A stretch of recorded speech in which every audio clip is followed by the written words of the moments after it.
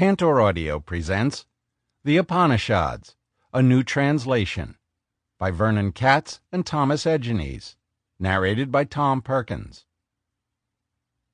Preface. I first met the Upanishads in an upstairs room in All Souls College, Oxford. There were about 8 of us seated around Dr. Radhakrishnan, who was then Sir Sarvapalli Radhakrishnan, Spalding Professor of Eastern Religions and Ethics at Oxford University. Here was this great man speaking to just a few people in his sitting room.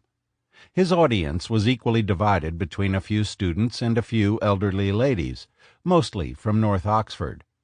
This was the late 1940s, and widespread interest in Eastern religions and philosophy had to wait till the 60s. Dr. Radhakrishnan had founded the group for the study of religions. I was its secretary, and we invited speakers from different religions. We were always on the point of folding. We were lucky to be so few, because we had more of Dr. Radhakrishnan's attention. We started with Robert Ernest Hume's translation of the short Isha Upanishad. The Isha Upanishad is the usual starting point for the study of the Upanishads, rather unfortunately, because, to my mind, it is one of the most difficult. However, though I could not fully understand it, I was hooked. As we read through more Upanishads, the conviction grew that here was the truth. It was self-evident. No proof was needed, even across the span of centuries. I had stumbled on it, and I have never wavered from this conviction.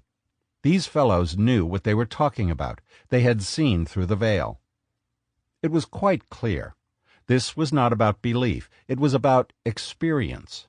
The sages were speaking about states of consciousness in this life that could be experienced by anyone.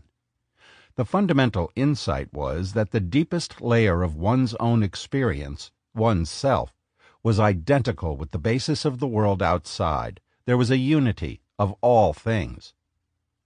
Dr. Radhakrishnan saw it as his mission to bring the knowledge of Indian philosophy to the outside world and to protect it from misinterpretation. His particular bête noire was Albert Schweitzer, who accused Indian thought of world and life negation.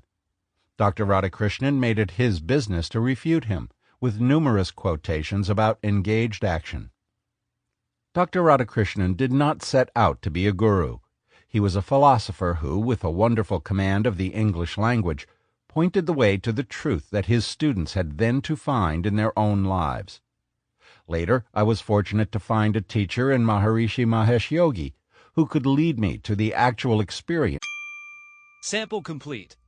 Ready to continue?